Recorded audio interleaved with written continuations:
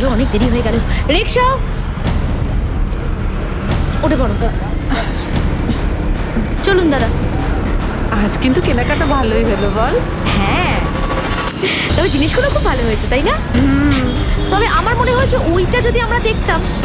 যাকে ঠিক আছে, যেটা নিয়েছি ভালোই। অত বেশি দেখলে মাথা ঘুরে যেত, তাই না? তা যা বলেছ।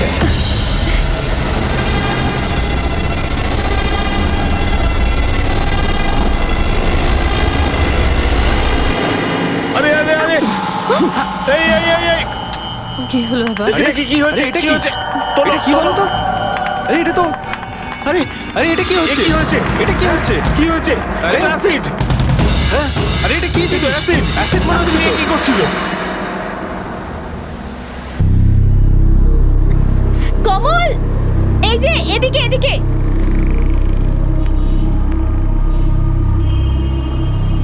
ভালো আছো কাকিমা? হ্যাঁ ভালো আছি। কমল, ঘড়িটা দেখো, 10টার সময় রেখেছিলাম, এখন 1টা বাজে। এবার যদি আমার সাথে কথা বলতে হয় তাহলে সন্ধ্যাবেলা আসবে। সরি, আরে আমার কাজ ছিল। কোনো এক্সকিউজ দেবে না। যদি কথা বলার হয় সন্ধ্যাবেলা বাড়িতে আসবে। চলুন দাদা। সঞ্জনা, আমার কথাটা শোনো।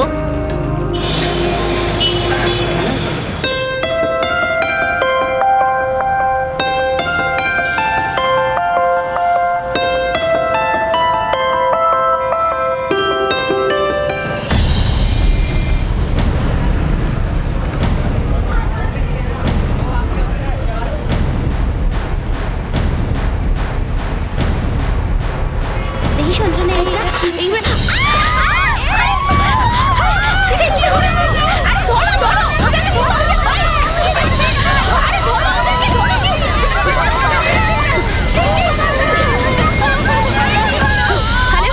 হ্যালো দাদা, মার্কেটের কাছে তাড়াতাড়ি অ্যাম্বুলেন্স পাঠান। ভয় পাস না, কিচ্ছু হবে না তোর। তাড়াতাড়ি চলুন না প্লিজ, তাড়াতাড়ি করুন। না মা, আমি একদম ঠিক আছি। আমার কিচ্ছু হয়নি মা, আমার উপর এক ফোঁটাও অ্যাসিড পড়েনি। হ্যাঁ মা, আমি একদম ঠিক আছি। এক্সকিউজ মি, আমি inspector Diganta Singh. Thank you so much. আপনি ভিকটিমকে এত সাহায্য করেছেন আর খুব তাড়াতাড়ি হসপিটালে নিয়ে এসেছেন। আপনি ওদের মুখটা দেখতে পেরেছেন? না স্যার, ওরা তো হেলমেট পরে এসেছিল। তবে আমার মনে হয় যে আমি 3-4 দিন আগে যখন মায়ের সঙ্গে মার্কেটিংয়ে গেছিলাম তখনও আমি ওদেরকে দেখেছিলাম। কোনো নাম্বার কিছু নোট করেছেন?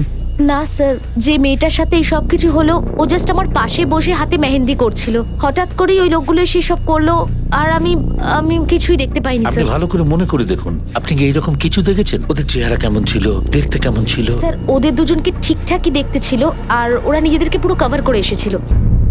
সঞ্জনা, কি হয়েছে? তুমি ঠিক আছো তো? আমি ঠিক আছি কমল। আর কমল, উনি ইন্সপেক্টর দিগন্ত। হ্যালো স্যার, আমি সঞ্জনার ফিয়ান্সে। কালকে আমাদের বিয়ে। তোমাদের দুজনের জন্য শুভেচ্ছা রইল। স্যার, আমি সঞ্জনাকে নিয়ে যেতে পারি? কিন্তু সঞ্জনা, হ্যাঁ। আপনি এখন যেতে পারেন, কিন্তু আমাদের দরকার হলে একটু সাহায্য করবেন। ঠিক ঠিক আছে আছে sir. Thank okay, you sir. By.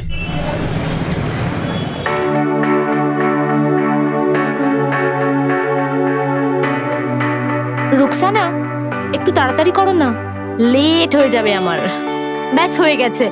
Now you are ready. Perfect now. Wow Sanjana, তোমাকে তো অসাধারণ লাগছে। তোমার হবু বর তো নজরই ফেরাতে পারবে না তোমার থেকে। সঞ্জনা দিদিকে আমি কি হয়েছে?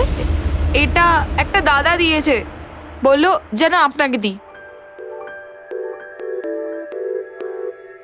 কি ব্যাপার সঞ্জনা, কার লেটার এটা?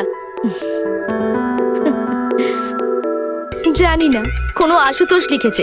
বলেছে যে আমি নাকি খুব সুন্দরী আর আমাকে ভালোবেসে ফেলেছে। তো এটা আবার বড় কি কথা? তুমি এমনিতেই খুব সুন্দর। যে দেখবে তোমায় সেই ভালোবাসবে তোমাকে। কেউ বাইরে থেকে দেখে ফেলেছে হয়তো তোমাকে, আর তখনই ভালোবেসে ফেলেছে হয়তো তোমার।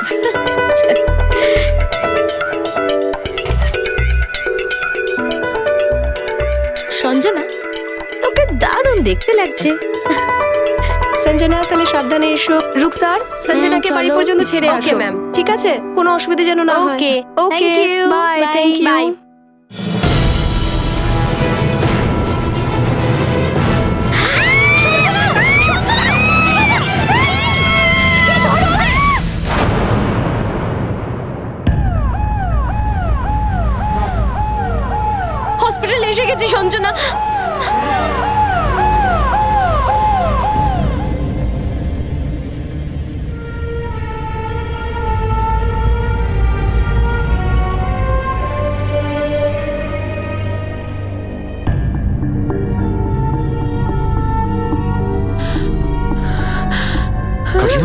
সঞ্জনার কি হয়েছে? ও ঠিক আছে তো? আরে কিছু বলছো না কেন? বাবা, সঞ্জনার মুখে কেউ অ্যাসিড দিয়ে দিয়েছে। খুব কষ্ট পাচ্ছে ও। কি? আমাদের সমাজে প্রায় মহিলাদের উপর হওয়া অত্যাচারের ঘটনা সামনে আসে, তার স্বরূপ যেমনই হোক না কেন, কিন্তু এসব যারা করে তারা নিঃসন্দেহে বিকৃত মানসিকতার শিকার হয়ে থাকে। আর এমনই এক জঘন্য চিন্তাধারা হলো মহিলাদের উপর অ্যাসিড হামলা করার। অ্যাসিড দিয়ে তারাই সাধারণত হামলা করে থাকে যারা ভালোবাসায় অসফল হয়। তারা প্রতিশোধের আগুনে জ্বলতে থাকে, আর সেই আগুনের জ্বালা জোড়াতেই তারা মহিলাদের উপর হামলা করে নিজেদের শান্ত করার চেষ্টা করে। কিন্তু কখনো কোনো অবস্থায় কি কারো জীবনের মূল্য আমাদের রাগের চেয়েও বেশি হতে পারে? আজকের এই কেসেও হয়তো সঞ্জনা কারো ক্রোধের শিকার হয়েছিল। তাহলে কি সঞ্জনারও কোনো প্রেমিক ছিল? কিন্তু কেউ অকারণে সঞ্জনার উপর কেন নিজের রাগ দেখাবে? এই ব্যক্তি যেই হোক না কেন, সঞ্জনার উপর অ্যাসিড হামলা করে সে তার বদলা কিন্তু নিয়ে নিয়েছে।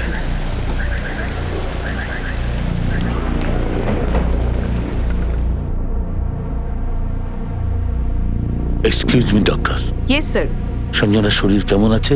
স্যার কন্ডিশন তো খুবই সিরিয়াস, আর আমরা পুরোপুরি চেষ্টা করছি। Thank you doctor. Welcome. Sir, ইনি সেই মেয়েটাই যিনি অ্যাসিড অ্যাটাকের পর একটি মেয়েকে হসপিটালে পৌঁছেছিলেন। এই লোকগুলো কারা যারা সারা শহরে ঘুরে মেয়েদের গায়ে অ্যাসিড ছুটছে?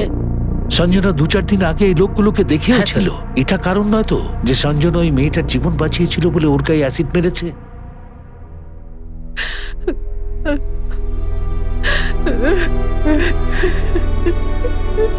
ম্যাডাম, আপনি একদম চিন্তা করবেন না। আমি এক্ষুনি ডক্টরের সঙ্গে সঞ্জনার ব্যাপারে কথা বলেছি। আমি কাল দেখাও করে গেছি আপনার মেয়ের সঙ্গে। আপনার মেয়ে অত্যন্ত সাহসী, আপনি একদম চিন্তা করবেন না, ওর কিচ্ছু হবে না। স্যার, কাল আমার মেয়ের বিয়ে ছিল, বিউটি পার্লারে সাজার জন্য গিয়েছিল, কিন্তু এসব কি হয়ে গেল ভগবান, কি হয়ে গেল? আমার মেয়েটার খুশি খেয়ে কেড়ে নিল।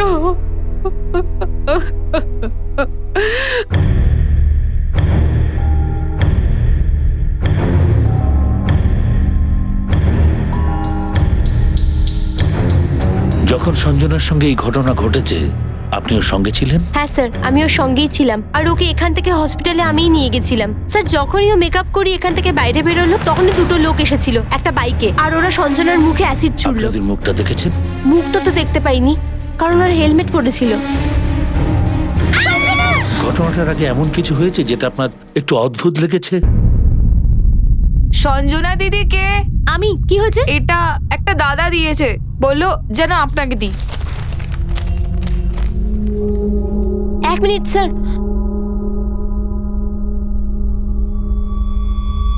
স্যার, এই গাড়ির নাম্বারটা আমি নোট করে রেখেছিলাম। আরে ভাই, সরাও এইসব, অনেক হয়েছে পিএটিএ, সরাও। আরে তোমাকে কি আলাদা করে বলতে হবে? সরাও এইসব, চলো। আরে দাঁড়াও ভাই, আর তুমি এখানে দাঁড়িয়ে দাঁড়িয়ে কি দেখছো? হ্যাঁ, চলো সরাও এই সমস্ত। আর শেখর, আলাদা করে বলতে হবে, এগুলো সব তোলো, ভাঙা করে দাও। আরে দাদা, আমার কথাটা তো শুনুন। আপনি আমার কথাটা শুনুন। দেখুন, এবার এই বিয়ে হতে পারে না। আরে আমাদের ভুল হয়ে গেছে, আপনার মেয়েকে পছন্দ করেছিলাম, হাত জোর করে আপনার কাছ থেকে ক্ষমা চাইছি, মাফ করুন। জানি না কোন কোন সব লোকের সম্বন্ধ আছে আপনার মেয়ের সঙ্গে। আরে এইসব গোলমালের মধ্যে আমরা পড়তে চাই না। নিশ্চয়ই ওদের মধ্যে কেউ এই কাণ্ড ঘটিয়েছে। ভুল তো আমার তরফ থেকে হয়েছে দাদা, ক্ষমা তো আমার চাওয়া উচিত আপনাদের কাছে। আরে আমার তো মতিভ্রম হয়েছিল দাদা, আমি তো আমার একমাত্র ছেলের বিয়ে আপনার এই ডিভোর্সি ছেলের সাথে দিতে চেয়েছিলাম। আরে মেয়ে কেন, পোষা জন্তুও তো আপনার বাড়িতে পাঠাবে না কেউ। আমরা আপনাদের কোন ডিমান্ডটা মেনে নিইনি বলুন? তাও পেট ভরেনি আপনাদের। আমার মেয়ের সম্বন্ধে বাজে কথা বলছেন। দেখুন যশবন্ত সাহেব, আপনার মাথা খারাপ হয়ে গেছে, আর যাদের মাথা খারাপ হয়ে যায় তাদের সঙ্গে তর্ক করে লাভ নেই। আপনার যা ভাবতে ইচ্ছে হয় ভাবুন। চলো শেখর, অনেক লোকের হিসেব ক্লিয়ার করার আছে। হিসেব তো আমি আপনার সাথে করব। আরে আমি ছাড়বো না আপনাদের, দেখে নেব এক একজনকে। কাকু প্লিজ, আমি হাত জোর করে বলছি, আমার জন্য ফ্যামিলিতে অনেক প্রবলেম হয়েছে। আমি সেসব জানতে চাই না। আমার মেয়ের জীবনটা তো বরবাদ হলো। দেখে নেব এক একজনকে, দেখে নেব আমি সবাইকে। বাবা, ভালো করে দেখ তো এই চিঠিটা। মনে করতে পারছিস কে দিয়েছিল এই চিঠিটা পার্লারে দেওয়ার জন্য? হ্যাঁ স্যার, এটা তোমাকে 2জন লোক দিয়েছিল, বাইকে ছিল। ওই লোক দুটোর মুখটা তুমি দেখতে পেয়েছিলে? না স্যার, দুজনেই হেলমেট পরেছিল।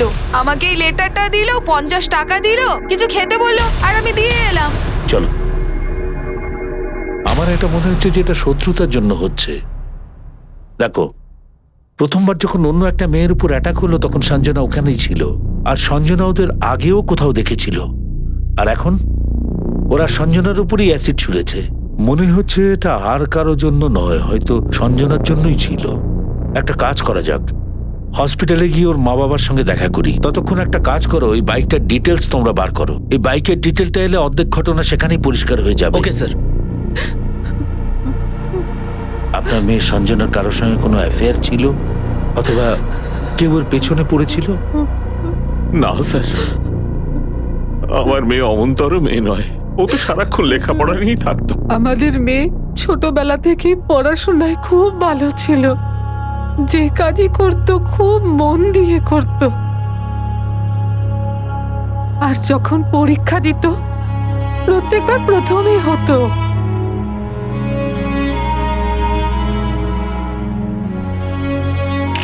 ও ডাক্তার হতে চেয়েছিল, কিন্তু আমাদের কাছে টাকা ছিল না। সঞ্জনার বিয়ে ঠিক হয়ে যাবার পর মাঝে মাঝে ফোন কলস আসতো।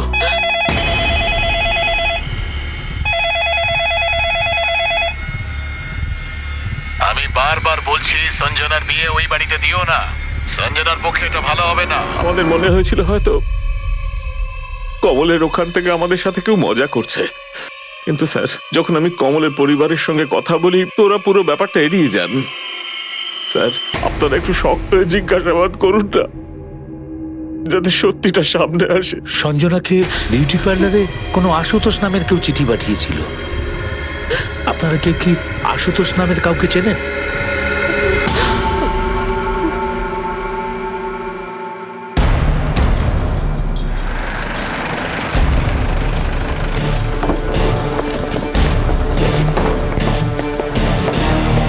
স্যার আমাদের জিজ্ঞেস করে আর কি হবে? ওই মেয়েটার স্বভাব চরিত্র খারাপ ছিল, নিশ্চয়ই ওর প্রেমিকদেরই কেউ এটা করেছে। আপনি কি কারোর সঙ্গে ওকে দেখতে পেয়েছেন? না স্যার। তাহলে কেন আপনার ছেলের সঙ্গে বিয়ে ঠিক করেছিলেন? স্যার আমরা ভেবেছিলাম গ্রামে বড় হওয়া মেয়ে সম্পর্কের দাম দেবে, তা নয় স্যার। আজকালকার সব মেয়েরা না সবাই একরকম।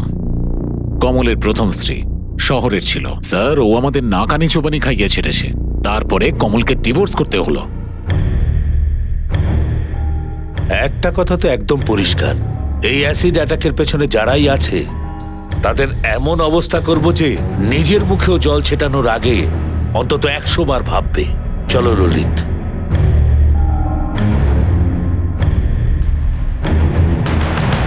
ললিত একটা কাজ কর। হ্যাঁ স্যার। সঞ্জনার ব্যাকগ্রাউন্ড চেক কর, ওর কত বন্ধু আছে, কাদের কাদের সঙ্গে ও ঘোরাঘুরি করতো, সবকিছু। সঞ্জনা ওর বাড়ির লোকের সঙ্গে সঙ্গে কমল আর ওর বাড়ির লোকের কল ডিটেলস বার করো। এর থেকে পরিষ্কার হয়ে যাবে হামলার সময় কে কে ওর আশেপাশে ছিল। Okay sir.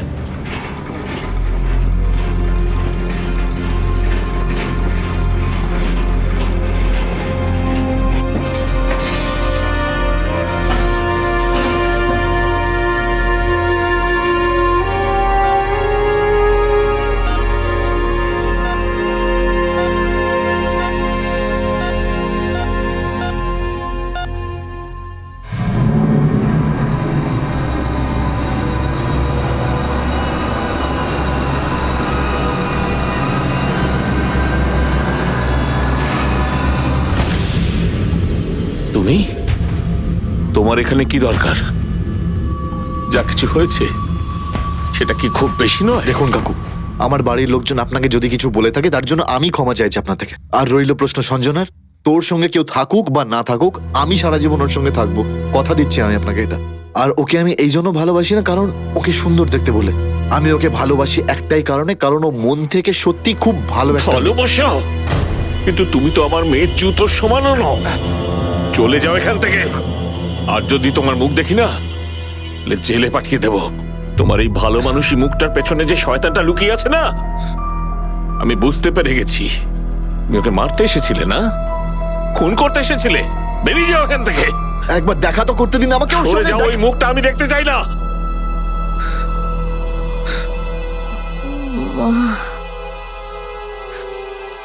আমার মুখটা খুব কষ্ট হচ্ছে মা, আমাকে দেখতে ঠিক লাগছে তোমার?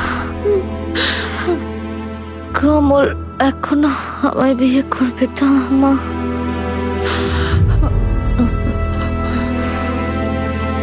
স্যার, আমি সঞ্জনার ব্যাপারে খোঁজ নিয়েছি। রেকর্ড ওর সম্পূর্ণ ক্লিন। কোনোদিন ওর কোনো বয়ফ্রেন্ড নিয়ে কোনো চক্কর ছিল না। আর স্যার, সঞ্জনা কারোর সাথে কোনো ঝগড়াও ছিল না, না তোর বাড়ির লোকের। কল ডিটেলসে কিছু পাওয়া গেল? না স্যার, রাজ, শেখর, কমল এদের তিনজনের মধ্যে কেউই ওই সময় ওই এলাকায় ছিল না স্যার, যেখানে সঞ্জনার উপর অ্যাসিড নিয়ে হামলা হয়েছিল। আর অন্যদের কল ডিটেলসও পরিষ্কার। স্যার, বাইকের ডিটেল চলে এসেছে। এই বাইকটা সঞ্জনার বাগদত্তা কমলের নামে আছে স্যার। কমল? হ্যাঁ স্যার।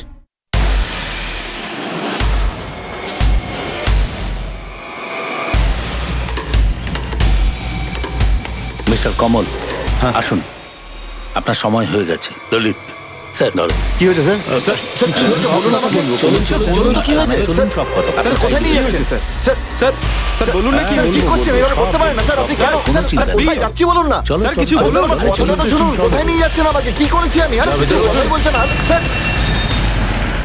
স্যার আমি মানছি যে ওই বাইকটা আমার, কিন্তু আমি জানি না কাল কে এসে রেস্টুরেন্টের সামনে থেকে বাইকটা নিয়ে গেছে স্যার। আর স্যার যতক্ষণ আমি কমপ্লেনটা লেখাবো আপনি তো আমাকে অ্যারেস্ট করে নিলেন স্যার। সঞ্জনাকে কবে থেকে চেনো? সঞ্জনাকে আমি বিয়ের কথা পাকা হওয়ার পর থেকেই চিনি। তারপর কয়েকবার দেখা হয়েছিল, কিন্তু আশীর্বাদের আগে আমাদের দেখাই হয়নি স্যার। কবিতাকে চেনো? কে কবিতা স্যার? এই কবিতা সেই মেয়েটি যার উপর সঞ্জনার অ্যাটাকের ঠিক একদিন আগে অ্যাটাক হয়েছিল। স্যার আমি কোনো কবিতাকে চিনি না স্যার। তাহলে তুমি আশুতোষকে তো নিশ্চয়ই চেনো। আশুতোষ সেই ছেলেটি যার নাম এই লাভ লেটারের উপর লেখা ছিল, যেই লেটারটা সঞ্জনার ঠিক অ্যাটাকের আগে দেওয়া হয়েছিল। এটা একটা দাদা দিয়েছে, বললো যেন আপনাকে দিই। আশুতোষ? এইসবের সঙ্গে ওর কি সম্পর্ক আছে স্যার? এর অর্থ হলো তুমি আশুতোষকে চেনো। আমি জিজ্ঞেস করছি, এর মানে তুমি আশুতোষকে চেনো কিভাবে? স্যার ওই আমার প্রথম স্ত্রী ওর বয়ফ্রেন্ড ছিল স্যার। কোথায় পাওয়া যাবে এই আশুতোষকে? স্যার আমি জানি না আশুতোষকে কোথায় পাওয়া যাবে, কিন্তু গরিমা আপনাকে বলতে পারবে। ও আমাদের বাড়ির সামনেই থাকে স্যার। পরপর দুদিনে দুটো অ্যাসিড অ্যাটাকের ঘটনায় পুলিশের প্রাথমিক তদন্তে মনে হয়েছিল যে হয়তো এটা কোনো সমাজবিরোধী দলের কাজ হতে পারে, কিন্তু পুলিশের কাছে এটা পরিষ্কার হয়ে গিয়েছে যে সঞ্জনার উপর অ্যাসিড হামলা কোনো দল নয়, বরং এমন একজন করেছে যে হয়তো সঞ্জনাকে খুব ভালোভাবেই চেনে। পুলিশের সন্দেহ সব থেকে বেশি কমল আর তার বাড়ির লোকের উপর ছিল, কিন্তু চিঠিতে লেখা আশুতোষের নাম এই কেসটা একটা নতুন মোড় দিল। কমল পুলিশকে বলেছিল যে আশুতোষ তার প্রথম স্ত্রী গরিমার প্রেমিক ছিল, কিন্তু গরিমার প্রেমিক আশুতোষের এইসবের সঙ্গে কি কানেকশন থাকতে পারে? স্যার, কমল তো শুরু থেকেই মেয়েদের পছন্দ করতো না। আমি যতই ওর কাছে যাওয়ার চেষ্টা করেছি, ও সবসময় ততটাই দূরে চলে যায়।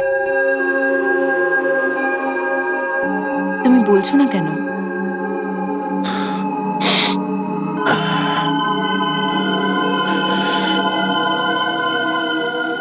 বিয়ের 6 মাস হয়ে গেছে কমল, তুমি এখনো এরকম রয়েছো। তুমি অন্য কোনো মেয়েকে পছন্দ করো না তো? এরকম কোনো ব্যাপার না। এমনটা নয় তো যে তোমার মহিলাদেরই পছন্দ নয়?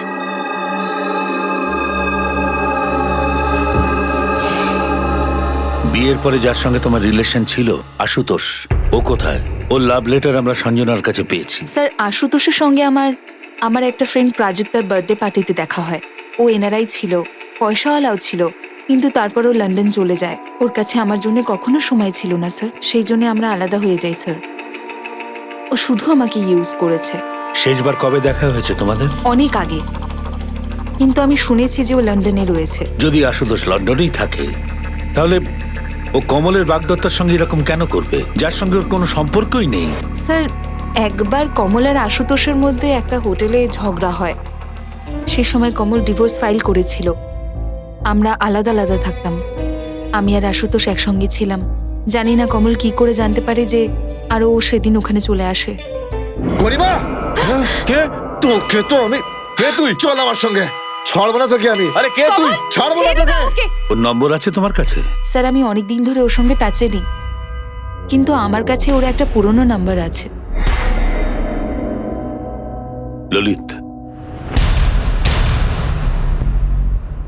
স্যার, এই নাম্বারটা তো আনরিচেবল বলছে। ফোনের কল ডিটেলসটা বার করো, খবর লাগাও সব শেষের লোকেশনটা কি।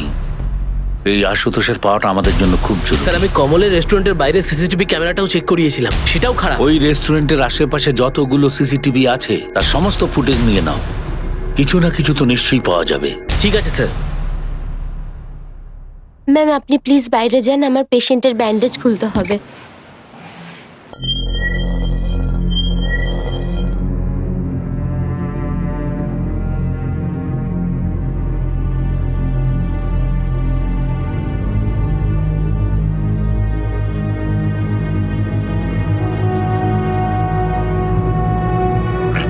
সঞ্জনা তুমি বিশ্রাম নাও, আমি মেডিসিন নিয়ে আসছি।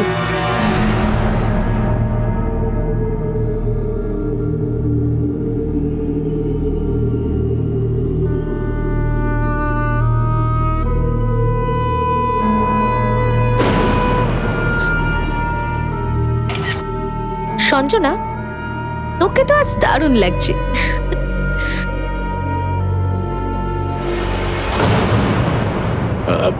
আমার ছুটির দরকার ছিল না, গ্রামে যাব।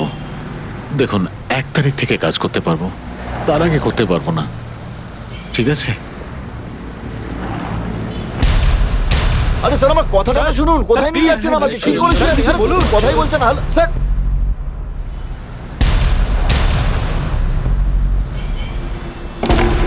স্যার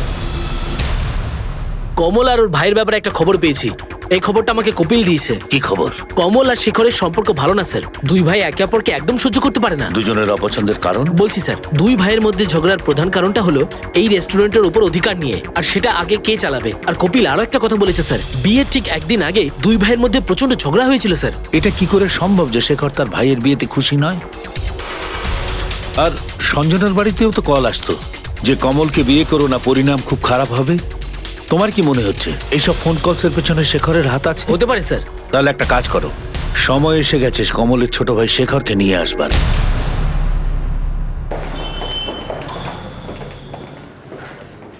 কি ব্যাপার শেখর? শুনলাম এই রেস্টুরেন্ট তোমার ভাই কমলের, তুমি এখানে চাকরি করো? এসব আপনাদের কে বললো? রেস্টুরেন্টের মালিক তো আমি। আচ্ছা, তাহলে এই কথা নিয়েই দুই ভাইয়ে ঝগড়া হয়েছে? দেখুন স্যার, কমল এই বিজনেসের যোগ্য নয়। দিন রাত বসে বসে শুধু টাকা গুনলে মালিক হওয়া যায় না, দিন রাত পরিশ্রম করতে হয়, অনেক মাথা ঘামাতে হয় এর পেছনে। আর এই কমল, ও সারাদিন মদ খেয়ে সময় পাওয়ার পর তবে না এসে বিজনেস সামলাবে। ওর তো ওর বউয়ের সঙ্গেও বনে না। আর আশুতোষ, ওর কার কার সঙ্গে ভালো সম্পর্ক? আশুতোষকে আমি কখনো দেখিনি, তবে হ্যাঁ ওদের দুজনের মধ্যে কিছু ছিল। কিরকম? সেটা আমি কি করে বলবো স্যার, ওটা তো ওদের পার্সোনাল ম্যাটার। আর এমনি তো আমার বৌদিকে পছন্দ করার মতো লোক অনেকেই ছিল, কার কার নাম মনে রাখবো? আমি এসবের ব্যাপারে খুব একটা বেশি জানি না। যতটা জানি যে ও আমাদের পরিবারের সব থেকে বাজে একটা অংশ ছিল, যেটা এখন আর নেই।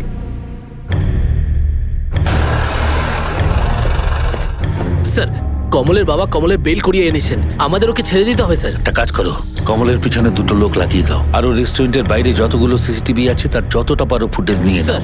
এটা জানা খুব জরুরি যে বাইক সত্যি সত্যি চুরি হয়েছিল নাকি।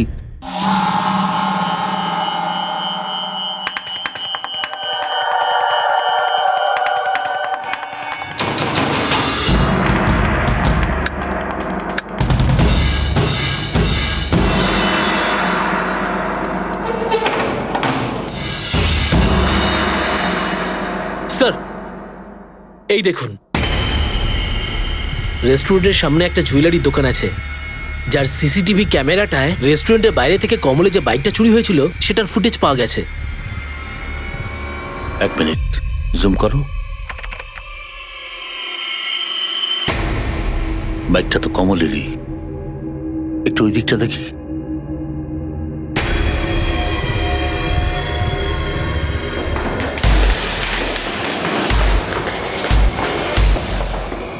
স্যার এবার কি করবেন? এই কপিল তো স্যার পালিয়ে গেল। একটা কাজ করো, তালা ভেঙে ফেলো, পুরো ঘরটা চেক করে দেখি। Okay sir.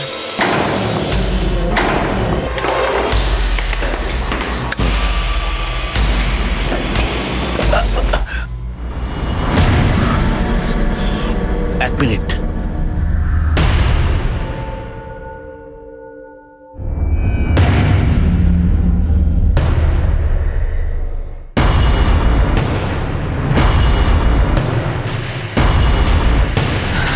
কমল তুমি? তোমাকে বারণ করা হয়েছিল না এখানে আসতে? আমার মেয়ের জীবন শেষ করে তুমি এখনো শান্তি পাওনি না? যা কিছু হয়েছে তাতে আমার কোনো দোষ নেই কিন্তু আন্টি। আর আমি এরকম কেন করবো বলুন? আমি আজও সঞ্জনাকে খুব ভালোবাসি আন্টি। আমি কোনো কথা শুনতে চাই না। এটাই ভালো হবে যে তুমি এখান থেকে নিজেই চলে যাও, নয়তো আমি পুলিশ বা সিকিউরিটিকে ডাকবো। কিন্তু যাও এখান থেকে।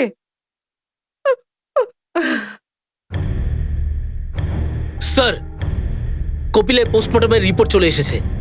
কেউ গলা টিপে কপিলকে মেরে ফেলেছে স্যার। আর ধাক্কাধাক্কির কোনো প্রমাণ পাওয়া যায়নি স্যার। আর খুনি আরামসে ঘরে ঢুকে স্যার খুন করে বেরিয়ে যায়। তার মানে খুনি আর কপিল দুজনই দুজনকে ভালো করে চেনে, সেই জন্যই কপিল ওকে ভেতরে আসতে দিয়েছিল। এমনকি এটাও খুনি জানে যে কপিল তার ঘরের চাবি কোথায় রাখে। সেটা দিয়ে ঘরের বাইরে তালা লাগিয়েছে যাতে লোক এটা বোঝে যে কপিল ঘরেই নেই। কিন্তু এটা কে করতে পারে? কমল আর ওর বাড়ির লোক। একটা কাজ করো, কপিলের মোবাইলের কাল রাতের কল লিস্ট নিয়ে এসো আর দেখো যে ও রাত্রে কার কার সঙ্গে কথা বলেছে। Okay sir. স্যার, হসপিটাল থেকে ফোন এসেছিল। হ্যাঁ, সঞ্জনা ধীরে ধীরে সুস্থ হয়ে উঠছে। রেকর্ডও সম্পূর্ণ ক্লিন। চলো আগে হসপিটালেই যাই। হ্যালো সঞ্জনা, এখন কেমন আছো? স্যার, রাত দিন শুধু এটাই ভাবছি যে আমি কেন বেঁচে গেলাম। কোনো দুর্ঘটনা জীবনকে নষ্ট করে দেয় না, একটু আটকে যায়। আমরা সম্পূর্ণ চেষ্টা করছি সেই লোকগুলোকে খুঁজে বার করার যারা তোমার সঙ্গে এই কাজটা করেছে। যে বাইকে ওরা এসেছিল সেটা কমলের ছিল, যেটা ওর কথা মতো চুরি হয়ে গেছে। তোমার কি একটু সন্দেহ হয় কমলকে? সঞ্জনা, ওর তোমার সঙ্গে কেমন ব্যবহার করতো? এসব তো ওরই কুকর্ম। না মা, শুধু শুধু কাউকে দোষারোপ করা ঠিক নয় মা। আর আমার মনে হয় না যে কমলের এই সবের কোনো হাত আছে। আপনারা প্লিজ আমাকে একা থাকতে দিন প্লিজ। ঠিক আছে, আসছি আমরা। কমল, তুমি আমাকে ভালোবাসো তো? কি হলো বলো না। সঞ্জনা, আমি কথায় বলায় বিশ্বাসী নই, আমি কাজে করে দেখাতে বিশ্বাসী। আর সময় এলে তুমি নিজেই জানতে পারবে আমি তোমায় কতটা ভালোবাসি।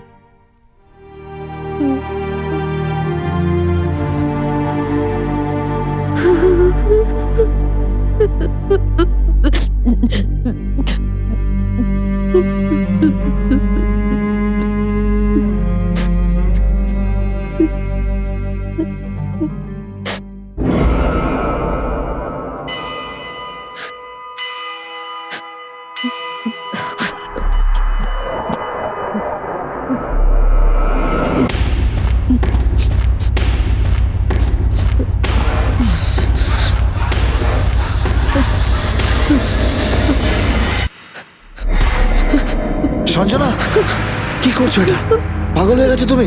কমল, তুমি আবার এসেছো এখানে? তোমাকে বারণ করেছিলাম না এখানে আসতে। রে কি আন্টি, আমি আমি আমি না। সঞ্জনা, বলো না। এসব তোমার কারণেই হয়েছে। আরে না আন্টি, বিশ্বাস করুন আমি কিছু করছি। চলে যাও এখান থেকে। সঞ্জনা, এরা আমার কথা বিশ্বাসই করছে না। তুমি বোঝাও না এনাদের। যাও এখান থেকে, যাও।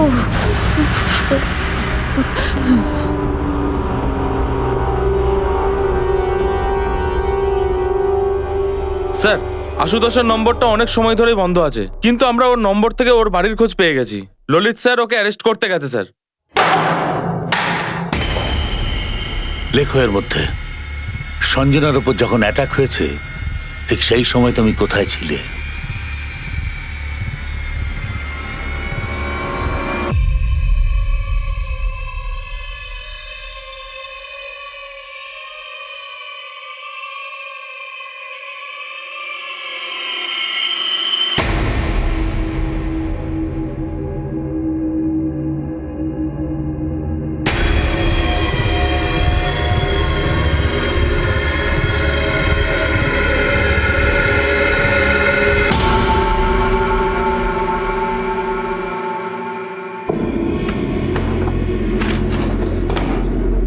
অর্থ হলো এই লেটারটা তুই লিখেছিস। বল তোর কি কানেকশন আছে সঞ্জনার সঙ্গে? স্যার আমার কারোর সঙ্গে কোনো কানেকশন নেই। কমলকে নিয়ে গরিমার সঙ্গে আমার একটা ঝগড়া হয়েছিল, কিন্তু আমি এতটাও নীচ মানসিকতার নই যে ওর বাগদত্তার সঙ্গে আমি সব করব। যদিও লাভ লেটারগুলো আমি মূলত গরিমার জন্যই লিখতাম when I was in London, আর এই লেটারটা ওগুলোর মধ্যেই একটা। তাহলে এই লেটারটা সঞ্জনার কাছে কি করে পৌঁছলো? স্যার আমি জানি না, আমি বলতে পারবো না। এই লেটারটা তো গরিমার কাছে থাকার কথা। একটা কথা বল স্যার, গরিমার সঙ্গে তোর সম্পর্ক নষ্ট হলো কেন? স্যার আমরা দুজন লং ডিস্টেন্স রিলেশনশিপে ছিলাম, আর ও এই ব্যাপারটা পছন্দ করতো না, তাই আর এগোনোটা আমার ঠিক মনে হয়নি। স্যার তখন থেকে এখনো পর্যন্ত আমি গরিমার টাচে নেই, প্রায় 1 বছর হতে চললো। আর এই যে নম্বরটা আপনাদের কাছে ও দিয়েছে, সেটাও আমার পুরনো নম্বর। দেখ আশুতোষ, এখন তো তোকে আমরা যেতে দিচ্ছি, কিন্তু একটা কথা খুব ভালো করে জেনে রাখ, যদি তুই এইবার এই নম্বরটা বন্ধ রাখিস তাহলে তোর নিঃশ্বাসটাও আমরা বন্ধ করে দেব। বোঝা গেল? Yes sir. যেতে পারিস। Thank you sir.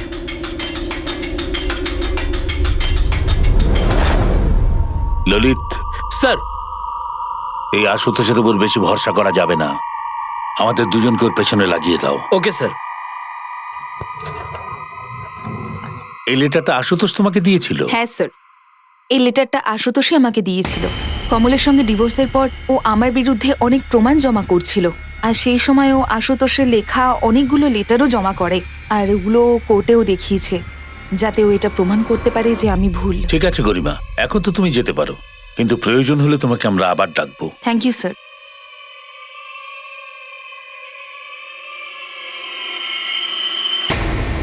স্যার, কপিলের কল রেকর্ডে একটা নম্বর পাওয়া গেছে। যেদিন সঞ্জয়ের উপর অ্যাটাক হয়েছিল সেদিন কপিল এই নম্বরে অনেকবার কথা বলেছিল স্যার। এই নাম্বারটা কোনো সুখবিন্দারের। আমি সুখেন্দারের ব্যাপারে খোঁজ নিয়েছি, ও একজন হিস্ট্রি শিটার স্যার। জয়পুরের অন্য থানা থেকে ওর ব্যাপারে অনেক কিছু জানা গেছে স্যার। আমি ওর একটা ফটোও চেয়ে পাঠিয়েছি স্যার। চুরির অপরাধে অনেকবার জেলেও গেছে স্যার। এখনো নম্বরটা সুইচ অফ আছে। একটা কাজ করো, কপিলের রেস্টুরেন্টের সিসিটিভির ফুটেজ জোগাড় করো। এই সুখবিন্দার নিশ্চয়ই কপিলকে চেনে, হয়তো রেস্টুরেন্টে যাতায়াতও ছিল। আর এটাও খবর লাগাও যে ও কার কার টাচে ছিল।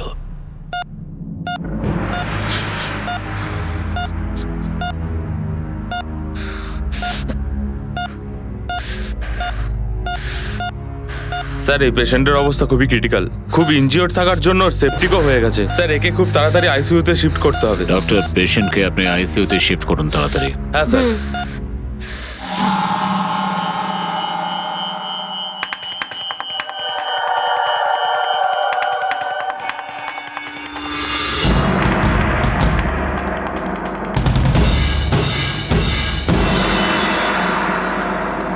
চলো, আরে চল। কি ব্যাপার? চল এখান থেকে। কি ব্যাপার? কি হয়েছে নাকি? আরে স্যার, আমি কিছু জানি না স্যার, আমি সম্পূর্ণ নির্দোষ, আমি কিছু জানি না স্যার। খেয়ে নে, জলটা খেয়ে নে। একদম টেনশন করতে হবে না, কারণ এরপরে তো নেশা হয়ে যাবে পুলিশের ডান্ডা খাওয়ার। বল কোথায় তোর বন্ধু, বল। স্যার, স্যার ও তৃষ্ণা বারে ওকে পাওয়া যাবে স্যার, ওখানেও প্রায় যাওয়া আসা করে। রিমা নামে কেউ একজন ডান্স করে ওখানে স্যার, ওর সঙ্গেই থাকে স্যার। চল চলো। এই তুই সাইড সর। চল এখান থেকে চল।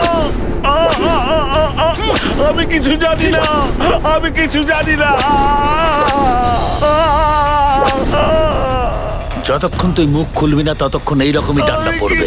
জানি না সব জানবি, এখনই সব জানবি তুই। মার। বলছি স্যার, স্যার স্যার বলছি সব। বল। কপিল আছে না, ও বাইক চুরি করেছিল ব্যাংকের সামনে থেকে স্যার, ওই আমার বাইকটা দিয়েছিল। ওই দিন আমি বাইক চালাচ্ছিলাম স্যার, আমি ওই প্ল্যানে ছিলাম স্যার। স্যার আমি একা নই, আমরা দুজনে মিলে করেছিলাম স্যার।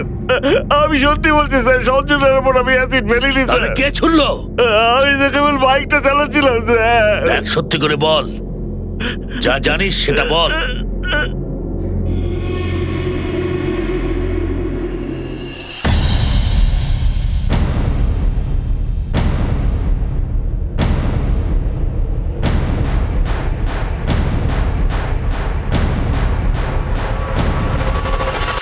ক্যান্ডেল লাইট ডিনার তো আমরাও করাতে পারি।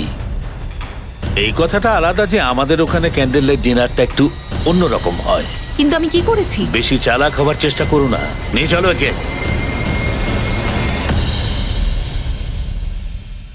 আর বেশি চালাকি করবার দরকার নেই গরিমা। তোমার মগজটা যত কম খেলাবে কষ্টটা তত কম হবে। ওই যে লোকটা বসে আছে তাকে চেনো? সুখবিন্দর। নিজের দোষটা ও স্বীকার করে নিয়েছে আর সাক্ষীও দিয়ে দিয়েছে।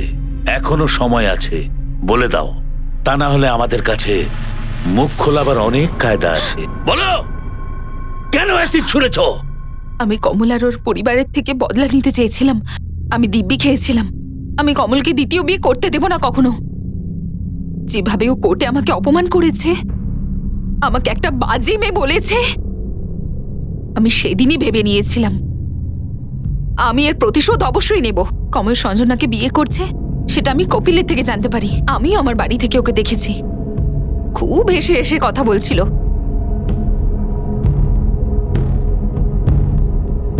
আমি ওর মুখে কোনো মতে হাসিটা দেখতে চাইনি। আমার বলাতেই কপিল সঞ্জনার ব্যাপারে খোঁজ খবর নেয়। আমি কপিলকে দিয়ে সঞ্জনাকে হুমকি দেওয়াই। আমি বারবার বলছি সঞ্জনার বিয়ে ওই বাড়িতে দিও না, সঞ্জনার পক্ষে এটা ভালো হবে না। কিন্তু এই প্ল্যানটাও কাজে আসেনি। তারপর আমি সুখবিন্দরের সঙ্গে দেখা করি। সুখবিন্দর আগে থেকেই খারাপ কাজ করত, পুলিশের থেকে পালাচ্ছিল।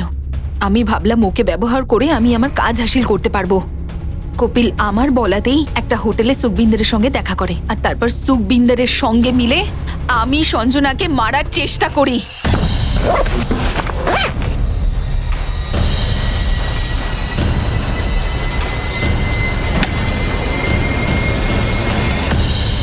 কিন্তু সঞ্জনার কপালটা ভালো ছিল, ও বেঁচে গেছে। কিন্তু আমি প্রতিশোধের আগুনে জ্বলে পুড়ে যাচ্ছিলাম।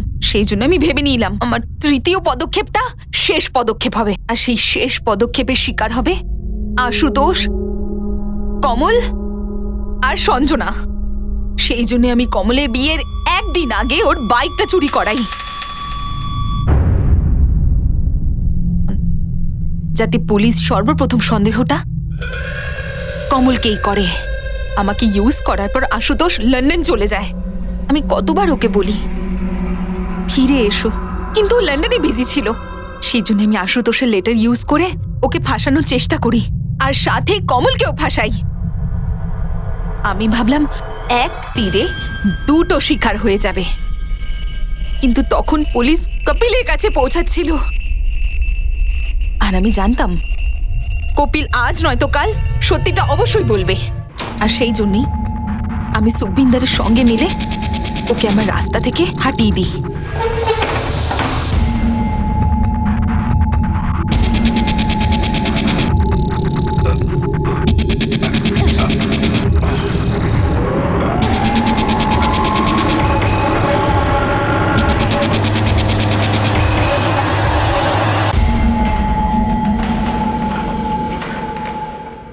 বাহ গরিমা, তুমি নিজে একজন মেয়ে হয়ে আর একজন মেয়ের উপর কি করে অ্যাসিড ছুড়লে? তুমি সঞ্জনাকে কুৎসিত দেখতে চাইছিলে, তাই না? তুমি জানো তুমি নিজে ভেতর থেকে কতটা কুৎসিত? অন্যের জীবন শেষ করতে চাইছিলে, এখন নিজের জীবনটাই শেষ করে দিলে। যাও নিজে সুন্দর জীবন যাপন করো জেলখানায় বসে।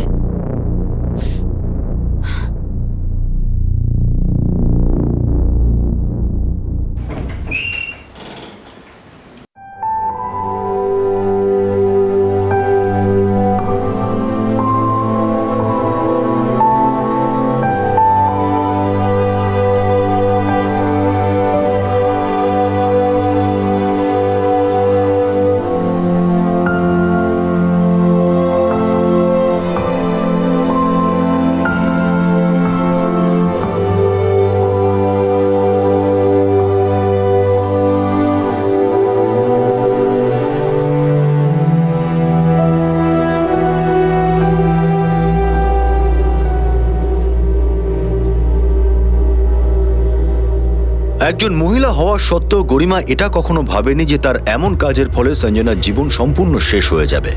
আর শুধু সঞ্জনারই নয়, কবিতার জীবনও সে শেষ করে দিয়েছিল। গরিমা সুখবিন্দরের আইপিসি 326A ধারা অনুযায়ী 10 বছরের শাস্তি হলো। আমরা কুর্নিশ জানাই সেই ব্যক্তিকে যে এমন কঠিন মুহূর্তেও সঞ্জনার সঙ্গ ছাড়েনি। কমলের এই বিষয়ে কিচ্ছু এসে যায় না যে সঞ্জনা এখন কেমন দেখতে। কমল এখনো সঞ্জনার পাশে শক্ত হয়ে দাঁড়িয়ে, আর ভবিষ্যতেও সে জীবনের প্রত্যেকটা মুহূর্তে তার সঙ্গ দেবে। হিংসা, প্রতিশোধের ভাবনা আর রাগ, এই সবই মানুষের কাছে অভিশাপের মতো। এগুলো এমন সব চিন্তাধারা যা মানুষকে নিজের ঘাটতি কখনো বুঝতে দেয় না, যার ফল আমরা শুধু অন্যের জন্য নয় বরং নিজেদের জন্য ঘাতক হয়ে দাঁড়াই। তাই প্রয়োজন হলো আমরা যেন কখনো এই ধরনের চিন্তাধারা নিজেদের মনে পোষণ না করি। জীবনটা খুব সুন্দরভাবে বাঁচার জন্য আমরা নিজেদের দিকে যেন তাকাই আর নিজেদের ঘাটতিগুলো পূরণ করতে পারি। তবেই আমরা নিজেদের জন্য আর অন্যের জন্য একটা ভালো সমাজ বানাতে পারব। ততক্ষণ নিজের এবং নিজের পরিবারের খেয়াল রাখুন আর দেখতে থাকুন ক্রাইম পেট্রোল ডায়াল 100। শিক্ষা একজনের, জ্ঞান আমাদের সবার। জয় হিন্দ।